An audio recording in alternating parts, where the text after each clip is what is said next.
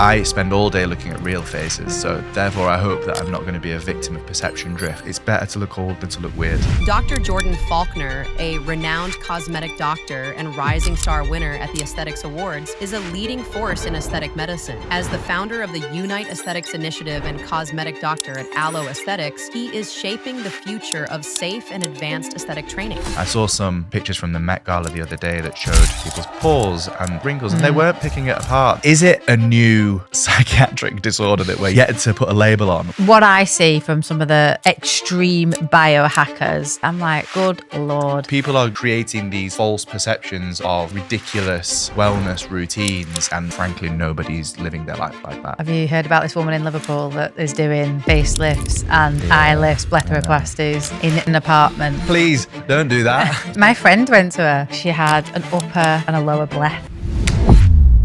So since the last time you were in, so much has happened. I'm a keen follower of your Instagram, but you have been absolutely on a real trajectory. So just talk to me about what you've been up to. Yeah, lots has happened. It's been a bit of a mental year. I think it was pretty much bang on a year ago, wasn't it, that I was here. I watched back our original episodes to make sure that I didn't repeat myself too much, actually. And some things haven't changed. I'm still a cosmetic doctor. I'm still the founder of Elle Aesthetics. When I sat here a year ago, I was working from 4 different locations across London. We've centralised that now to one location just outside the Shard. Made that room my own, setting up other assessments. So we've got ultrasound assessment now that I'm moving around less, it's allowing me to integrate these things and give a much higher level of service. I'm now looking to integrate 3D imaging as well, which is something that I'm really excited about. So really improving the service that I'm offering to patients. Off the back of all of that, I was the winner of the Rising Star of the Year at the Aesthetics Awards 2025. And if people don't know what this Aesthetics Awards is, this is like the pinnacle of the industry awards. It's like the Oscars of aesthetics. This is not one that you can just buy a table and you've bought a bit of advertising space and you're going to win it. Like, exactly. It's not one of those Mickey Mouse awards. Yeah, it's a funny one, isn't it? So like most things, you can butter small things up to be a big deal. But and essentially most patients or most of my followers on Instagram won't know the difference between one award versus another award.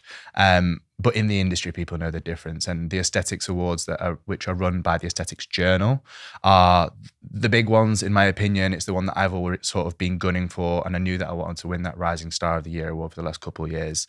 And because people in the industry really know the credibility of these awards, lots of things have come off the back of it. I'm now a brand ambassador for Reveness, which is the filler that I use.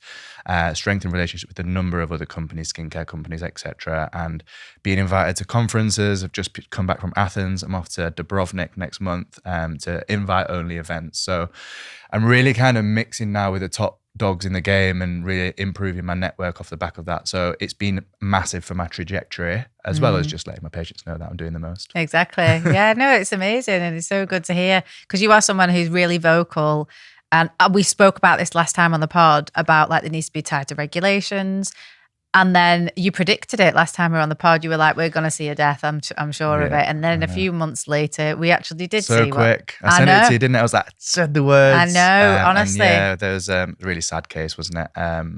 A liquid BBL case, which shouldn't be happening. It's essentially like a surgical procedure by the vast amounts of filler that is being injected for those procedures. It was a real quick death. It was in about 12 hours of the procedure. And I think if you read between the lines, she was a mother of 4 or 5, which is just devastating, isn't it? And I think she was actually on the training course and they were using each other as models, which shouldn't really be happening. But devastating for her family, the people around her, but also for the industry to someone literally lose their life.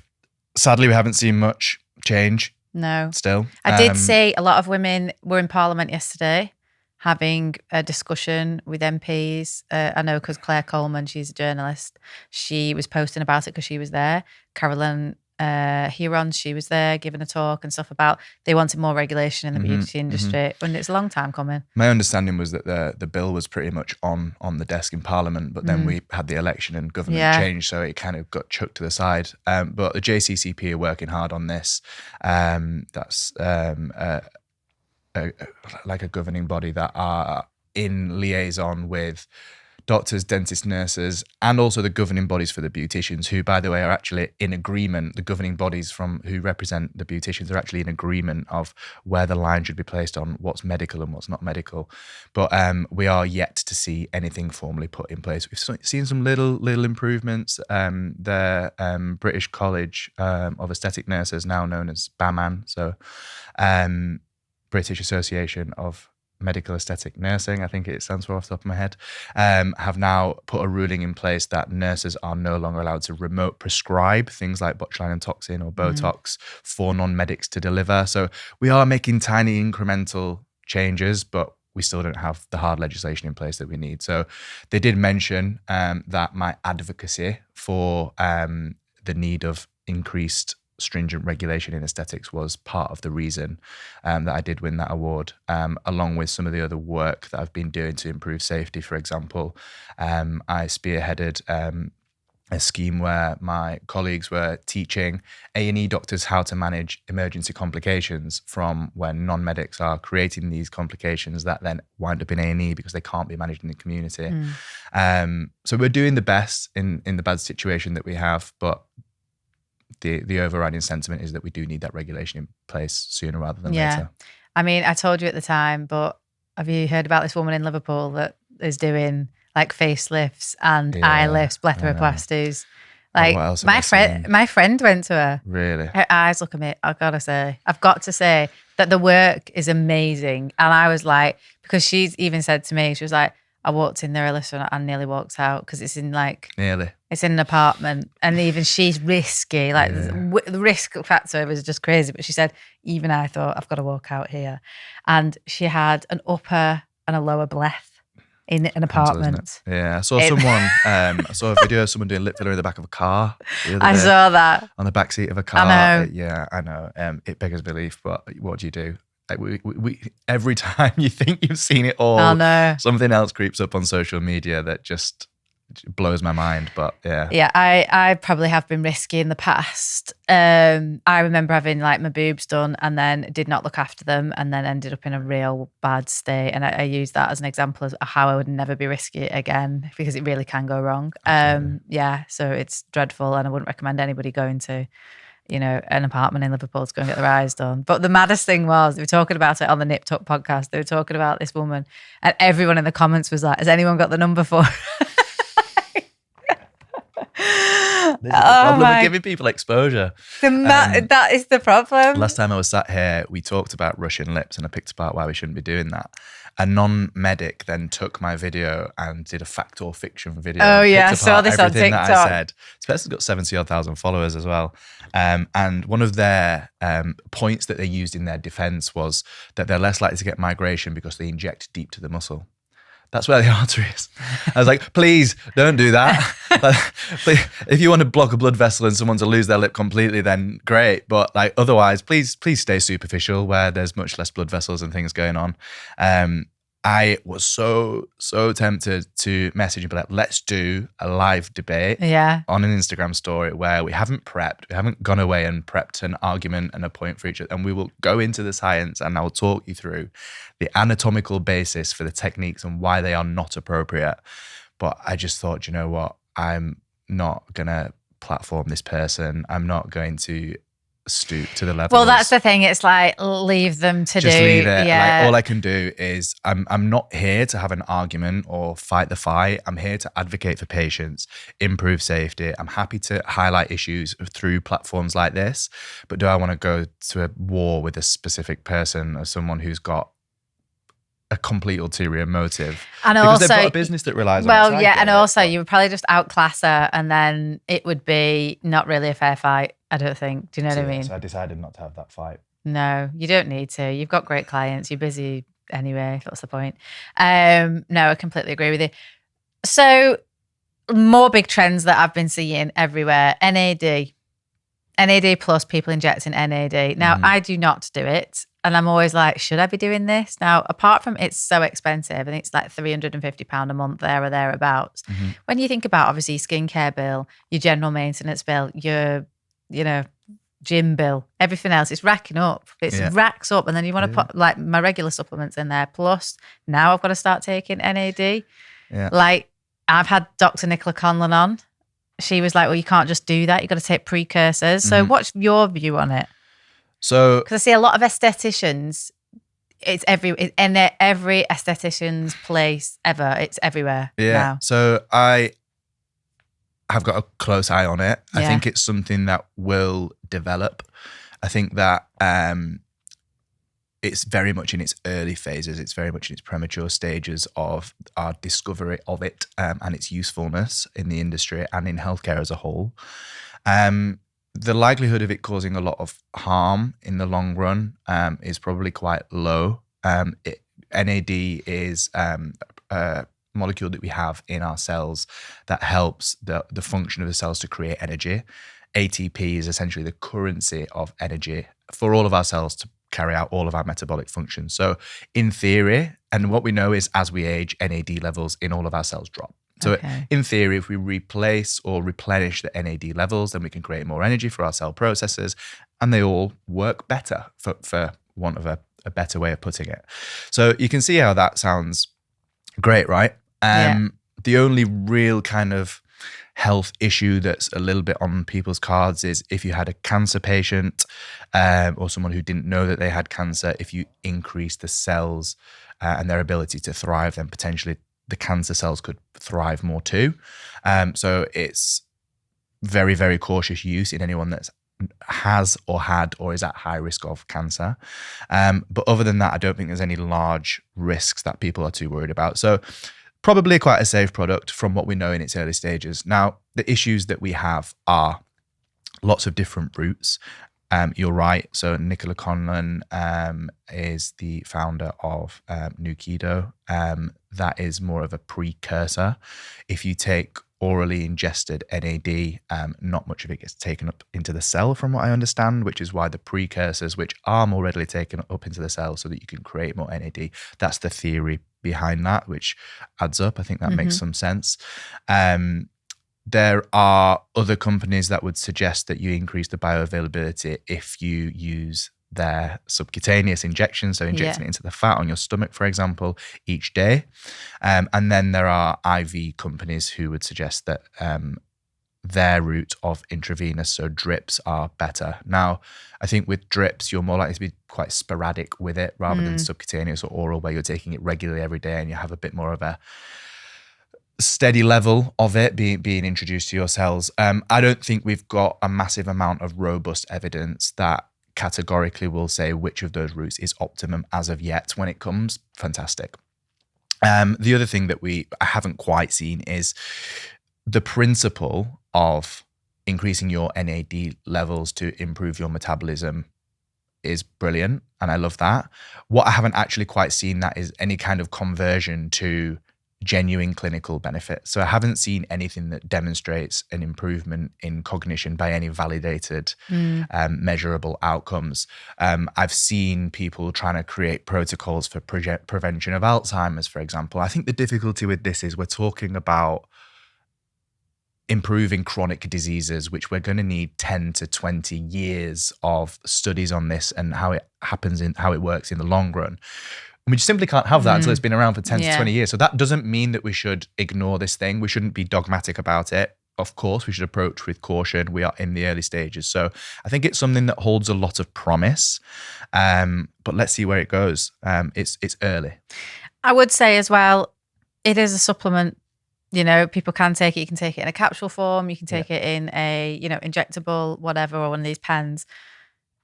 The supplement industry, like I go on about and bore everyone with every week, is so unregulated. How do you know what you're taking a vial of some like water? How do you know how much NAD is in it? It's completely unregulated industry. Are they third-party testing? If they are testing, how much is in it?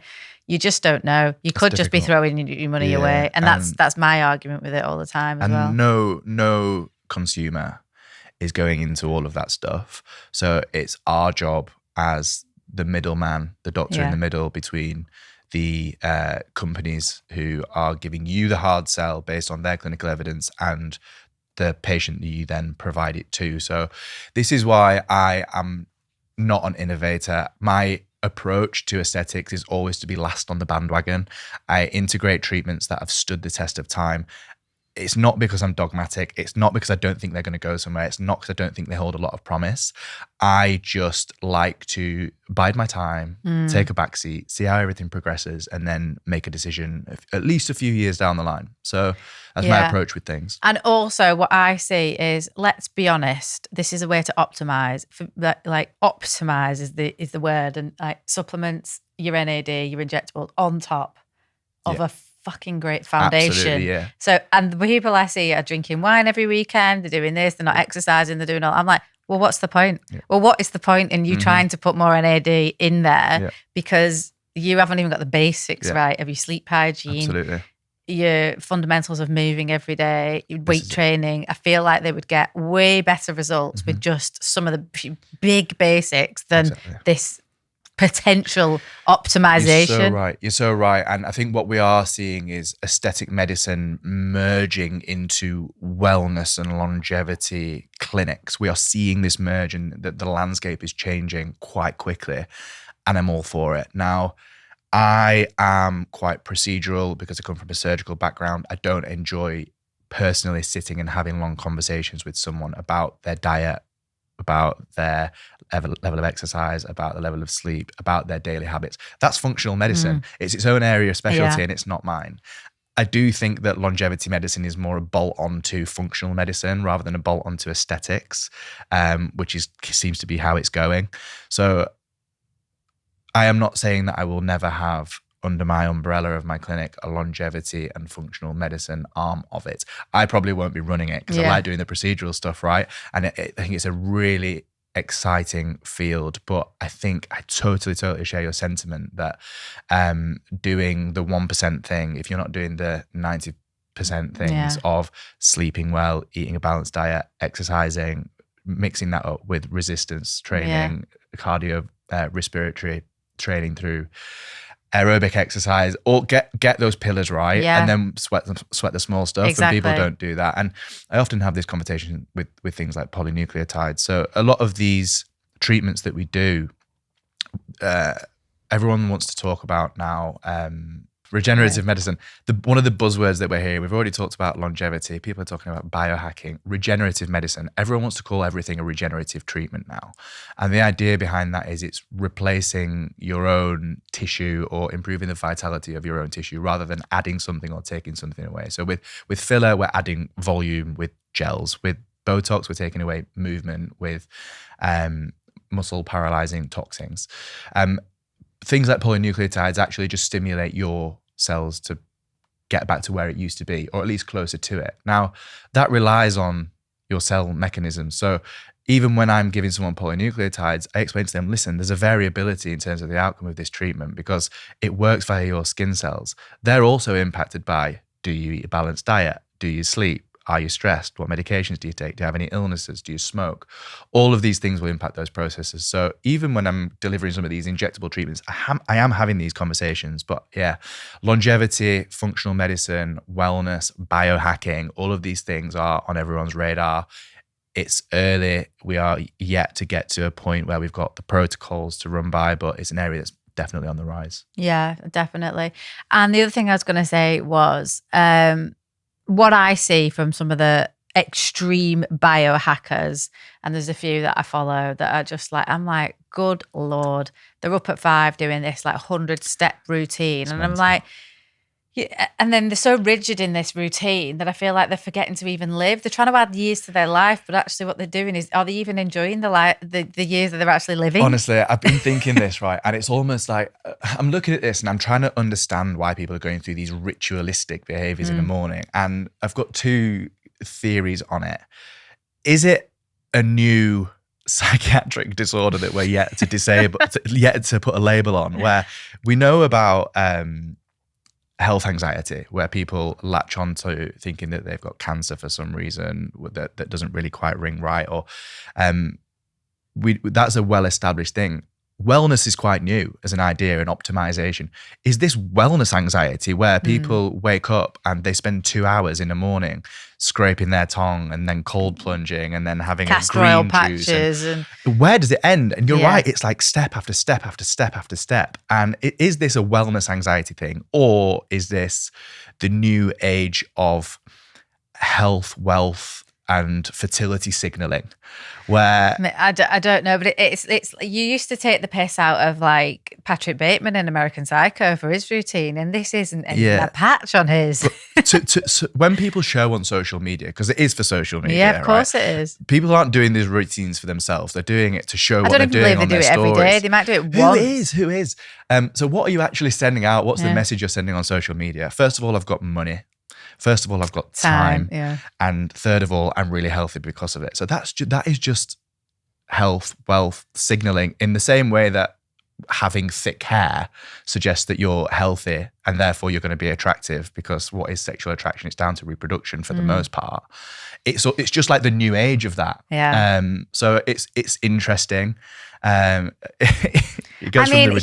built an entire career and an entire podcast on basically saying, get up and go outside. Yeah. That's literally when you get down the crux of it, get out and go outside. Simplistic question that you need to ask yourself is that 2-hour ritual going to improve your health more than going for a coffee and a laugh with your mates would? Yeah. Because one of the things that is well established in studies is that community connection versus isolation has massive impacts on length of life, quality of life, likelihood of getting Alzheimer's and things like that. So doing the normal things, and it's actually almost going the whole way around now, because I saw some biohacking expert the other day posting on Instagram, and they were like, this is also biohacking, and they were just dancing to music. And I was like, so what you're saying now is just like, these buzzwords, you're just throwing them at them everything. Like what you said, you do normal shit, do normal stuff, please. Well, I did a post about it the other day because I was like, well, if you look at, because I was going to my friend's party, I was like, don't feel bad about going out on a night out, because actually socialising, dancing, meeting up with your mates, having a laugh, talking. I got loads of info out of that night anyway. Yeah. Like, incredible. Nice to see all my friends. And that I can guarantee, yes, fair enough, I was back home late. So then I've disrupted my sleep. But what was the payoff? It's a trade-off, isn't exactly. it? And having a balance is so important. And a lot of these people that have got these rituals very much lack balance. I think they lack friends. Yeah. They have friends online. I've seen this in people that I'm close to, where people are so ritualistic and determined to continually progress in certain areas of their life that they end up having such a small circle, and relationships are impacted and things like that. And there has to be balance. And whenever you go really gunning after one specific area of your life, which if you want to be successful, you kind of have to do, there's a payoff for that, and you have to sacrifice somewhere else. But it's important not to sacrifice the important things. Yeah, just the pillars again. Yeah, having a laugh with your mates, going out. Yeah, you can have a reasonable routine where you're trying to get as much sleep as possible. There's a lot to be said for it. Yeah, exactly. Imagine going out with a fella, and then he wakes up in the morning and he's like, sorry, I can't talk to you right now. I'm just going to go outside and get my sunlight, and then I'm going to go and meditate and do my breath work and all the rest of it. And I had to really take umbrage with people like Hormozy and Chris Williamson, who, no kids, by the way, both of them sit there and go on about this, and they're like, you know, people have a go at us, don't they? Because we haven't got any kids and we do this morning routine. And they're like, yeah, well, you know, what a way to, like, you know, ruin your kid's life by saying we couldn't get our goals because we had a kid. And I was like, well, that's not what we're saying. Yeah. It's just that, oh, what am I going to do? Leave Grace in a pooey nappy all morning while I'm doing my breath work. Exactly. I can't wait for these two to have kids. Yeah. Like, I mean, do you think they will? On. Do you think they will? I don't know. Is there any point? Well, I don't know, but I feel like it's part of the human experience, and that's realistically why we're here. Argue with me about that, but it actually is why we're here. I agree, and I share that sentiment, but I think that you can see that from these typically high-profile male profiles online that talk about these things, they've created such a strong sense of identity and purpose that they would certainly lose to a certain extent if they did have kids, because they would have to actually be attentive and do normal family stuff at home. That would come at a cost to all of the routines and regimented lifestyles that they live. So unless they had significant amounts of help, but then it's like, well, actually you want to get involved. Do you know what I mean? That's the whole point of it. Absolutely. And it's such a small time Yeah. I in think your life. People are losing sight of the simple things in life these days. It's absolutely crazy. Talking about stimulating, we talked about polynucleotides then. So Sculptra has been a big talking point recently. Making a comeback. So it is, yeah. Full disclosure, I've had one vial of it already and I love it, you know. And I went to Yusra, you know her really well. Yeah. She's a friend of ours. She's brilliant. She's brilliant. And there's no way she would ever inject me with anything that wasn't going to be net beneficial overall. Yeah. And then I was listening to the girls on the Nip Tuck pod. Full disclosure, I love those girls, love their pod. It's brilliant. But they were going on. In fact, can you pull it up, Calvin? We'll play it now.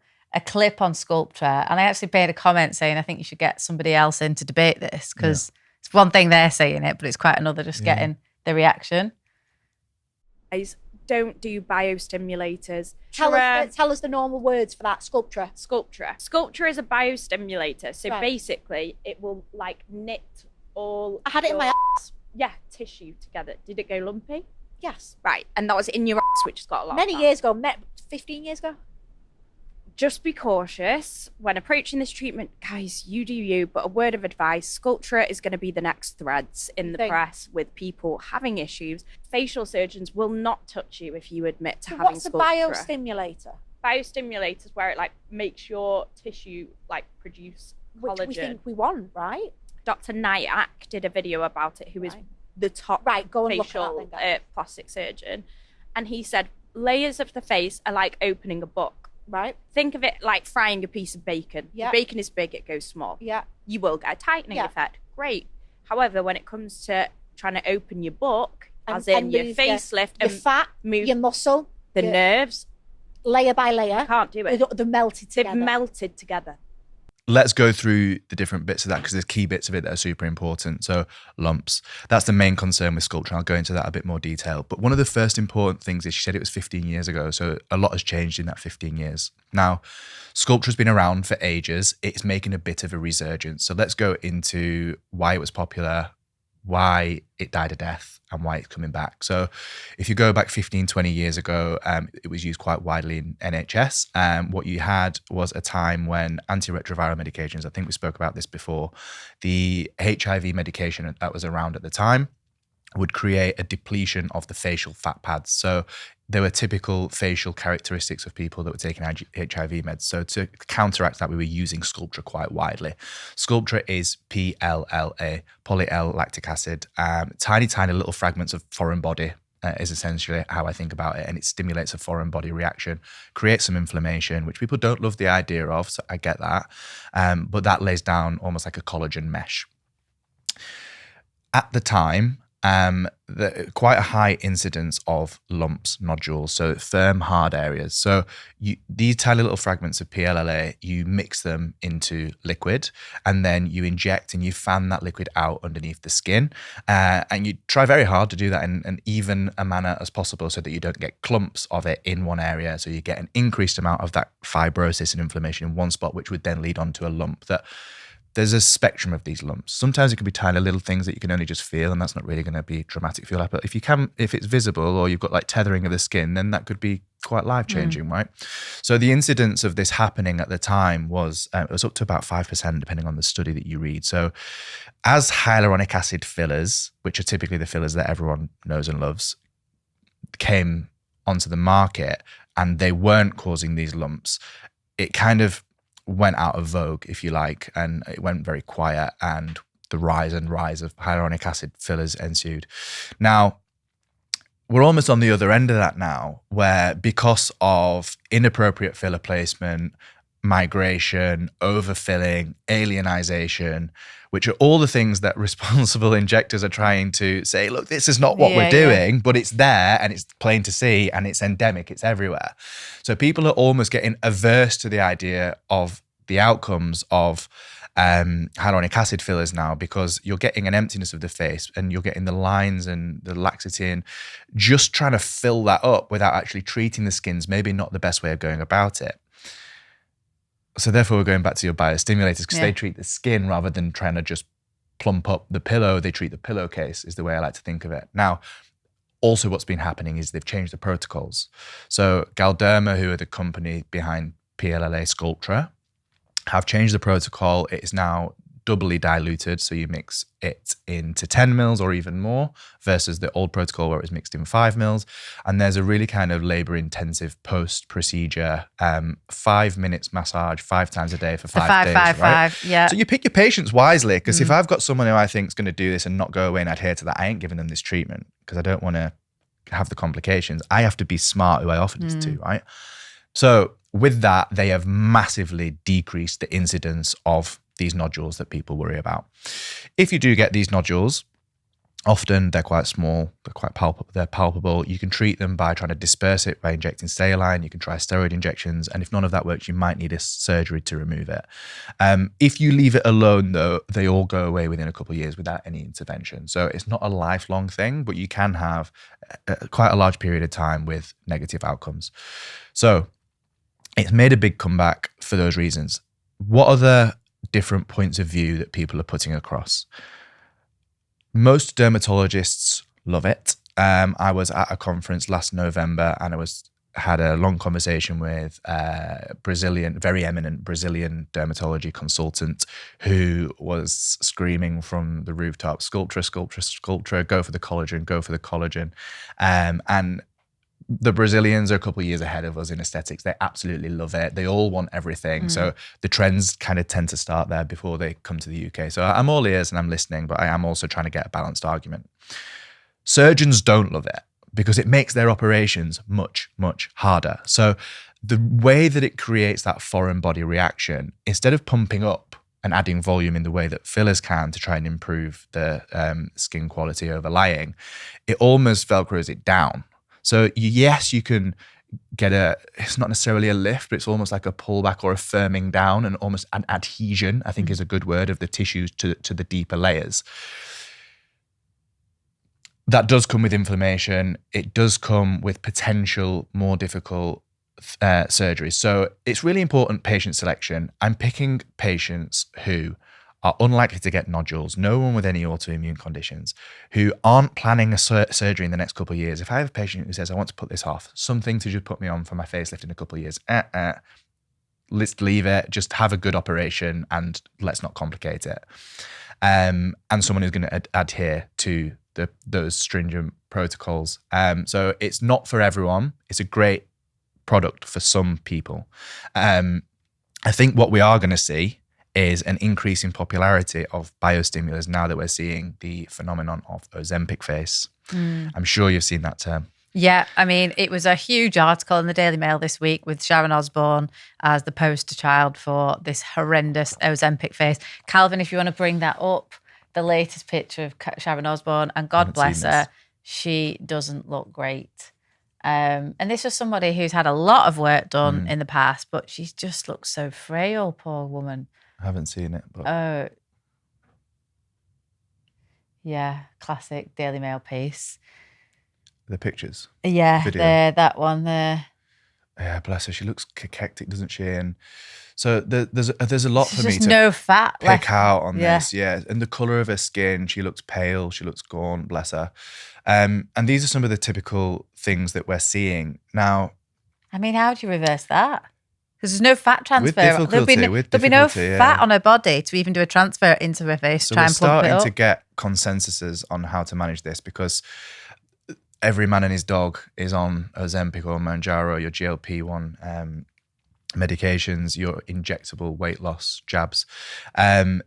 You can get them on telehealth. I've got patients who come to me and they're quite open with me that they're taking it. I've got patients who tell me that they're holding bags of sugar and taking pictures of their weights and sending them off. So you're not actually stood in front of a doctor. So it's people who are inappropriately taking this widely, by the way. What are the nip tuck girls? They take it. She takes it. The accessibility to these drugs is part of the problem. Yeah. And what you have to understand is it's not solely about the loss of fat. So everyone thinks that these drugs work by reducing fat and weight loss and think that it ends there.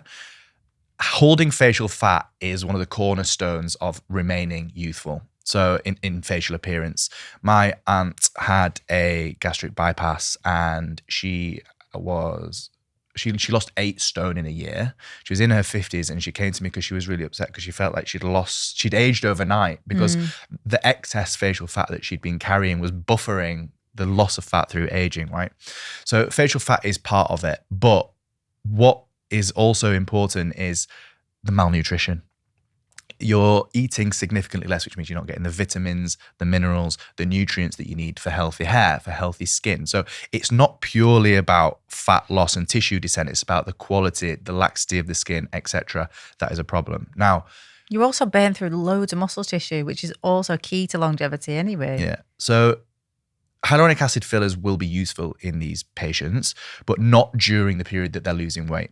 Because while ever a patient's face is changing, going in and putting something that's, we can think of it as almost like a semi-permanent implant, is not wise. Because if I put a filler in for you now and then you go and lose 3 stone, that filler might be significantly more obvious. So you have to be super careful with that. It will be useful when the weight has plateaued, for sure. What can we do to slow down that process? We need something that's going to be stimulating collagen, i.e. biostimulators. So I was in Athens a couple of weeks ago, and some of the plastic surgery consensus papers that are coming out now on managing Ozempic face, for want of a more scientific term, is biostimulators. So that's going to be another thing that fuels the fire of increasing popularity of biostimulator treatments. But in summary, they have a place. It's not for everyone. Surgeons don't love it. Dermatologists do love it. So you just have to be really careful with patient selection. Yeah. I mean, that was one of the questions that Yusra asked me. She was like, are you having a facelift in the next 5 years? I was like, I don't think so.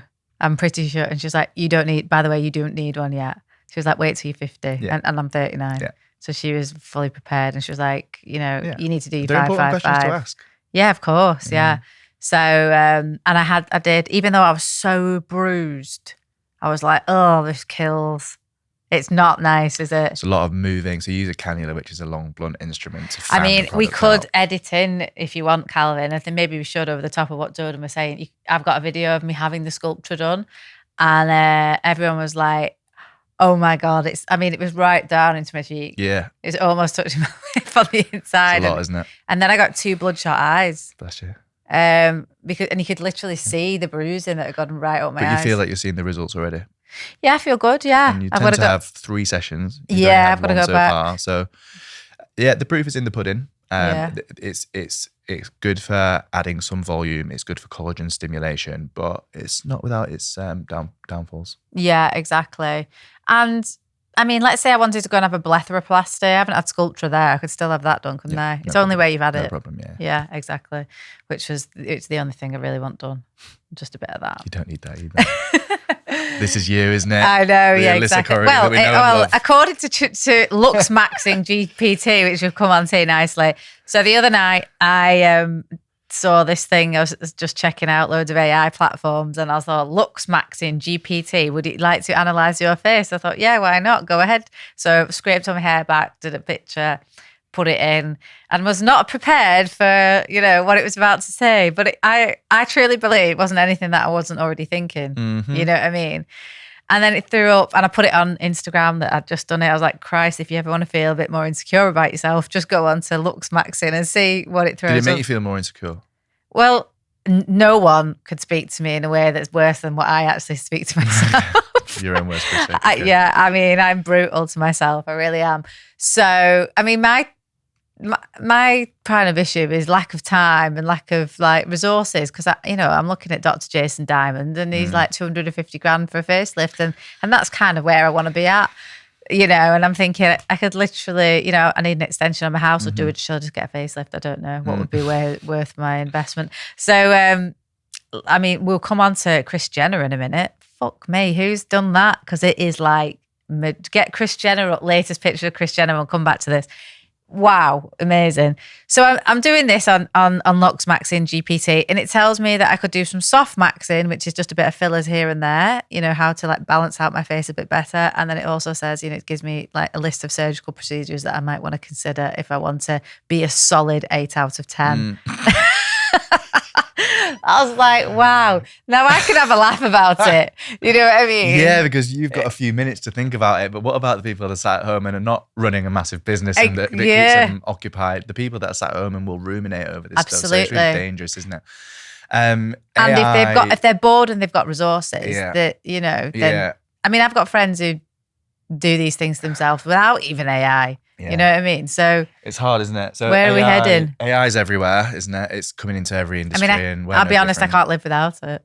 So after you mentioned to me last night that this was something that we might talk about, I ran my own one on the train on the way here to check how much of it I would agree with and how much of it I would not agree with. And so AI is a model that is built upon different formulas and all of the information that it's gathered. It's not a perfect tool is the first thing to understand. So I did a course on AI quite recently. And do you know what human in the loop means? No. So human in the loop is a very technical term of suggesting that you need a human to check the output of it, because AI can throw out wrong information. Oh, it does. Easily, It right? does So all the time, someone yeah. has to be checking it first of all.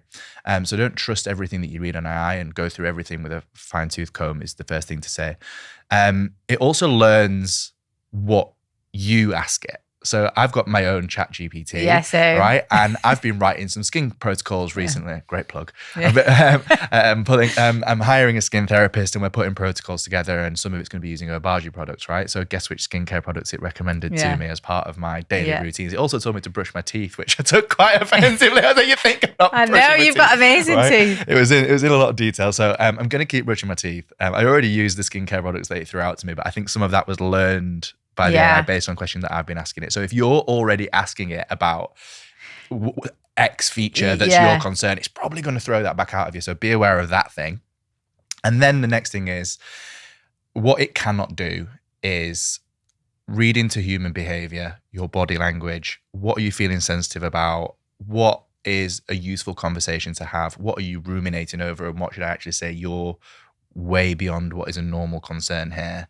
And it's built upon algorithms. So it's going to throw out the same proportions for every single person. And cookie cutter approaches to aesthetics, exactly what we're trying to move away from. We want to champion people's individual beauty, tell you which of your features are great for you. And I think we don't do that enough, because someone comes in and says, Jordan, and when someone does ask me, I'm happy to divulge what I objectively think would make someone look better. But I sandwich that in with, okay, you've got fantastic eyes. Let's forget about that. That's Well, brilliant. they need lifting. That's what I've always wanted done. And having that in there and having, these are the good things, these are the things we could work on. It's not very good at that. So giving everyone the same proportions is not a good thing. It is not able to give you the sensitivity and care that a human can. And then also it's going to get things wrong. So it suggested for me, in terms of the type of treatments that I offer, a little bit of filler in the mid-cheek, which I'm due for. I've had a little bit in the past, but I'm getting a bit empty here. Not too much though, because that can feminize. Could do with a little bit of filler here potentially, because I'm getting some deepening of the nasolabial fold, and it picked that up perfectly. Brilliant.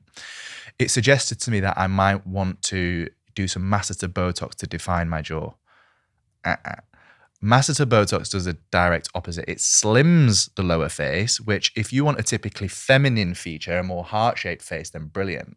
Why would I, as a man who wants a masculine look, want to slim my lower face when a typical man has a 1-to-1 ratio from the cheeks to the jaw? Did you put in that you were a man? I just gave it a picture. Yeah, but it doesn't matter I hope the beard gave because it on away. me it thought I was a fella, and Did it? I actually so it was kicking No wonder out. it thought it could only get you to an Yeah, so then it was kicking out, and then I just put I am female, and then it changed its whole approach. Then So fortunately it did know that was Right, a bloke. okay. Yeah. Like I said, I think the beard gave The that beard. away. But some of the suggestions that it made would have objectively feminized my face, and that would not be. Don't get me wrong, I do have men come in who want typically more feminine features. And again, that's not a conversation it's having. It's throwing out assumptions left, right, and center. So there's potentially a use for it. I've mentioned earlier I'm integrating 3D imaging into my clinic, and that's got some AI tools on it that are amazing. yeah, I agree. I've had that done actually Yeah. with Dr. Jordan as well, and like she took these pictures, it built my whole face Yeah. in 3D, and then we could manipulate it. Exactly. Yeah. And everyone's so filtered anyway. People go in, maybe come into you and say, I want to look like how I look with a Hollywood filter on me. And you're like, Your well, heart sinks. yeah, I can only do so far. Yeah. I can only take it so far. I can make you look like the best version. And it's that a you reality can. check, isn't it? The first knee-jerk reaction to that is that we're not chasing alternate reality here. We're looking for small incremental improvements in real life. the filters are something that you're probably going to go away and still put on afterwards, but Yeah. we're never going to achieve that. No. It's like the Barbietox thing that people were doing. Don't get me started on that. What's the Barbietox thing? People last year, was it last year? Remember when it was like around the time Oppenheimer and Barbie was out, and Barbietox. So people were putting Botox into the trapezius muscle. Oh that God, I sits do there remember this. Yeah. by shrinking that from the atrophy of the muscle, you will lengthen the neck, okay, which has always been something that's associated with beauty, a defined jaw, long neck. Now, the trap's not just a muscle that's sat there doing nothing. No. It's to shrug your shoulders. It's very important for the stability of your shoulder and the strength around that joint. Now, removing the function of a large muscle like that for your upper limb to create tiny incremental changes in appearance to look like a computer-generated image of a doll. I know. I know medical injectors that were doing it. I know. I can sit here all I want and create this distinction between medics and non-medics. And the fight is not medics versus non-medics. It's about responsible injectors. Yeah, and don't follow injectors. trends. And not following trends, stick to things that stand the test of time. Healthy, glowing skin, not trying to look younger than you are, just trying to look good for your age, and improving the vitality, looking for small incremental gains is the absolute key. Yeah, I was watching a guy the other day who's like, listen, there's only two ways of aging. You either look your age or you look weird. That's it. That's literally it. There's a surgeon called Christian Subio, and he's got this one liner. It's not particularly sensitive, but it rings true. Yeah. He says it's better to look old than to look weird. And I agree. I agree. And there's been times where because I just detect weirdness straight away. Straight away. For sure. So everything's got to be responsible. Yeah. Okay, I'm going to bring up some pictures of Kris Jenner now because my jaw hit the floor. Have you found it? This is like unbelievable. And who else is actually amazing? Lindsay Lohan. Yeah. That was an older one though, wasn't it? That was before we saw you last time. Yeah, but she looks incredible. Okay, so here we go. Yeah, brilliant. It's like scary good. Do we know what she's had? Deep plane No. facelift, surely. Yeah, clearly a facelift. She looks amazing. And this is, how old is she? 67. So this is the merit 69. of surgery, right? Sorry, 69. She's famously had work done. She doesn't hide it. She's very vocal about the work that she has done. I'm not sure. I wouldn't try and pick apart what she said done without her divulging that information. Something that does frustrate me is when people will jump online and make assumptions about what people have had. So unless that person has come out publicly and said, I have had treatment X or surgery X, then I don't think we should be trying to use that as an education platform. I understand. That is like unbelievable. Yeah. A 69-year-old woman. She looks great. She looks amazing. I'd love to know what she's had done. She looks Same. brilliant. And I'd love to know who did it. Yeah. Because... Yeah. She looks brilliant. But that's like a 500 grand. Yeah. Isn't it? But she looks good for her age, right? So well, she doesn't look weird, everything's does she? proportion, Yeah. everything matches, everything's where it should be. So it's incredibly responsibly done. 30 surgery. years old. She looks great. So whoever's done it, amazing. She doesn't look 30 though. Because if you asked 100 people who don't know who she is how old she looks, they wouldn't say 30. Well, I know 30-year-olds who look worse than her. You know, you're all right, I'm 39 and she looks better than me. She looks well better. Her skin's so taut. She doesn't. She looks older than you. Yeah, She looks older than you. I don't know you about can that. tell. I think she just looks great for her age, and she's a great advocate for doing the things that empower you as a person. So if you feel empowered in your 60s, having surgery to make yourself feel more confident, then do it. If you don't feel that that's an empowering thing, don't do it. Don't throw your opinions on other people either. Stay in your lane. I don't know what she's had, so I won't comment on it too much apart from saying that she looks fantastic. It's something that I think we need to steer away from unless someone has come out and said, I've had X, Y, Z. Then I think we can use that as an education tool because people latch on to seeing celebrities on social media. We're on social media. And if we know exactly what they've had done, that's a good platform for education. What I don't like is speculating. And there's loads of people who break it down. We think she had this. Lindsay Lohan was another one. I mean, I'm becoming so sensitive to it now. So, you know, when like I'm watching Coronation Street, and I never watch it unless I go to my dad's house, but obviously they act like massive TV, HD, everything like that. and you've seen these actresses with wrinkles, and I find it so unusual to see actual wrinkles on TV these days because they haven't had any Botox or any work done. And I'm Perception like, drift. yeah, and I'm like, oh, she could do with a bit of. You've got like, a new barometer of what's normal, right? Yeah, absolutely. Do you see that? Do you see it walking down the street and think, wow, you've got loads of crow's feet? I don't watch TV so much. I don't spend that much time on social media apart from putting out content rather than consuming it. So I spend all day looking at real faces. So therefore, I hope that I'm not going to be a victim of perception drift, which is where if you repeatedly show someone something, then there is an alternate reality, then that will become your reality, which is what you've just described there. So we have to be super careful. I saw some pictures from the Met Gala the other day that showed people's pores and their wrinkles, and they weren't picking it apart. They were just saying, this is what real skin looks like. These are celebrities that you see and know and love, and this is what their skin actually looks like, and renormalizing that and resetting the bar for people, actually, I think is really important. Yeah, no, it is really important, definitely. Yeah, when you see like Jennifer Lopez without her posting it on Instagram, which is all filtered to death. Absolutely. Then, and it is refreshing to see all that. It is. Bit of a reality check. Oh, absolutely, yeah. I wish we saw more of it. I sit here, as Calvin will tell you, and I watch this podcast back every week, and I can't stand it. I hate it. And I'm like, guys, either do something with the lighting or put soft lenses on the end of the camera. You're the problem, and I feel like I just put you in the bag and shake you up. But I whinge at these guys all the time, don't I? Yeah. And now we're looking into it. I know, they're always like, oh, we'll look into Calvin, it's not your lighting that's the problem. It's Alyssa's self-perception. Well, it is. You're exposed to the industry far too much. Just give yourself a bit of grace. That's the problem. And I sit there and I have to look at it back and look at the timestamps, like what I spoke about and everything. Yeah, and I'm so distracted by I'm not even listening to the conversation because all I'm looking at is my cheek, my eye, my makeup, or whatever. You know what I mean? I can look a bit more tired one day than the other day. And I'm thinking I actually should be focusing on the conversation a bit more.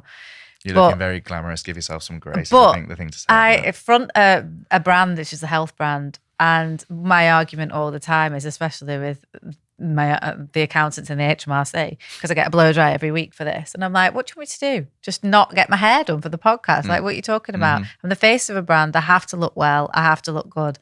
And that comes with more and more pressure the more I do. And I tell you who I really saw it in. Do you know the sleep guy, Dr. Matthew Walker? Yeah. Have you seen him now? I haven't read it. No, I haven't. I do want to read that book. Have you? Get him up, Calvin, if you've got Wi-Fi back. Okay, so do you remember what he looked like on Joe Rogan? Don't know what he looks like. Okay, so get him up on just a comparison. And this is somebody who has definitely looked at themselves on a podcast and felt so much. Oh, I'm going to have to put it in afterwards. Oh, right. Okay, fine. Yeah, no worries. So I'll get it off on my phone. Sorry. I'll show you him. He looks... I was shocked. I saw that picture of him, lost my mind. Like, it's so crazy how different he looks. Like crazy. You know, I thought this is a guy who's like serious scientist, like great guy, like why are you even bothered about what you look like? But must have felt so much pressure. So that's what he originally looked like. He went on Joe Rogan, really made his name for himself. And normal looking bloke. Yeah, normal looking bloke. He's actually a Scouser as well. And this is him today.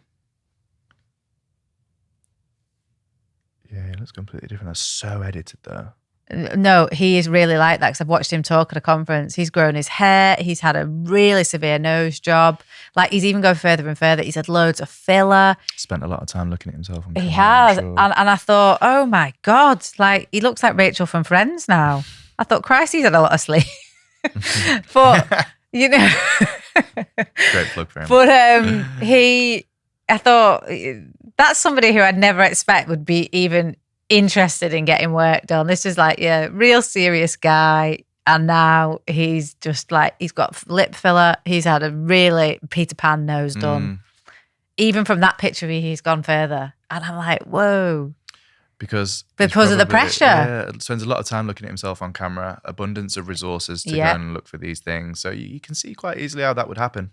Of course. Yeah, well, exactly. And that's kind of, I feel like I feel him. Give yourself some grace. I know, yeah. And then just to come to the end of longevity chat. So Brian Johnson. Yes, this guy. Yeah. I've actually really turned off from him at the moment. Expert. In what way? Because he's originally found him really sexy and not anymore. No, not at all. I originally thought he was doing something really good and there was no skin in the game, really. He was just trying to test a lot of things.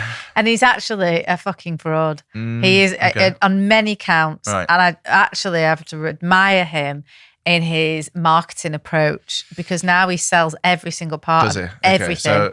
But what he's doing is white labeling other people's products. So, for instance, his meal plan company, which is supposed to be, he's said on multiple occasions, every calorie in my life has to fight for its life. Yeah. Well, that's simply not true, because all he's doing is like white labeling a Gusto, like meal delivery system. So I think...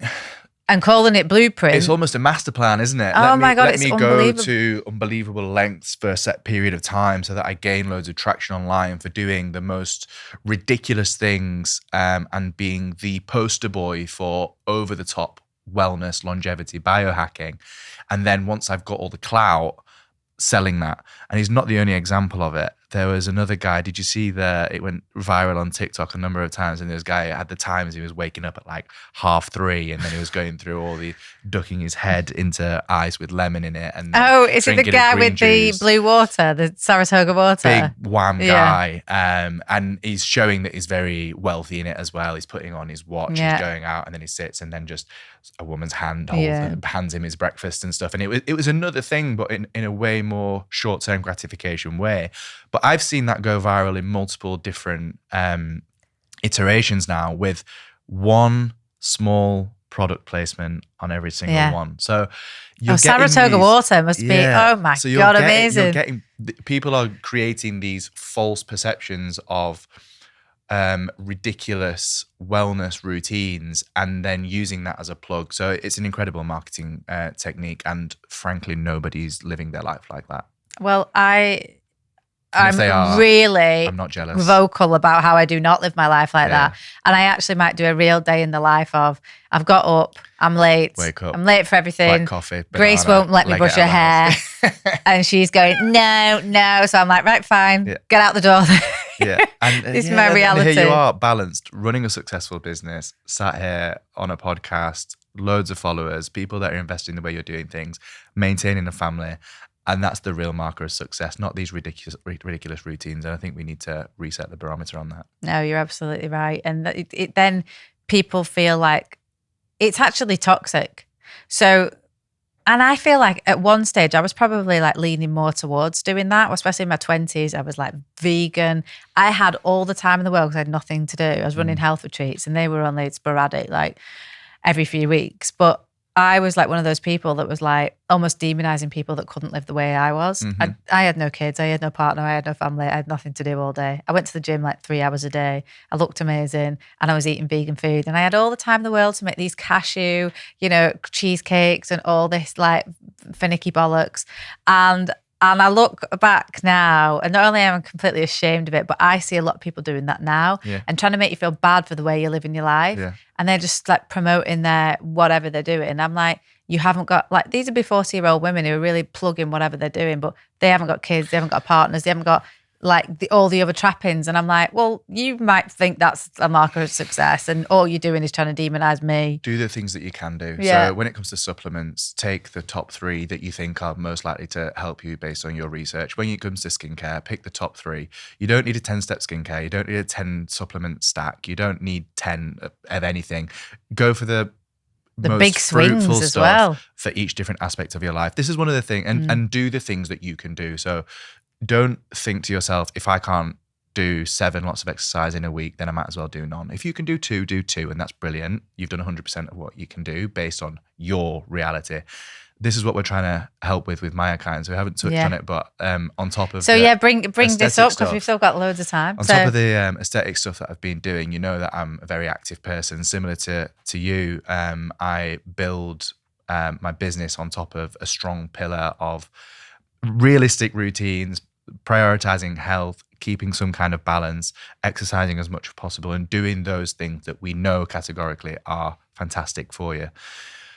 But doing what you can in your routine is important. So we are seeing, and I love this, we're seeing an era where young people are drinking less, exercising more. People are socializing now over sports and activities. So you're seeing the girlies are going for Pilates and then brunch, and run clubs are the new dating apps, and people are going for runs and then coffee. So pickle and paddle. People are playing paddle and going for a drink. So instead, club culture is dying. Run club culture is the new wave, right? So we're in a situation where people are in social situations. They want to feel good. They want to look good, but they're actually making themselves hot, red, sweaty. They can't do a full skincare routine after they've just exposed themselves to UV radiation, bacteria, pollutants, all of that stuff. So Myokine is the company that I have recently become a co-owner of. We're working on convenient, in your gym bag, skincare products that you can just get out, spray on real quick to reduce redness, to reduce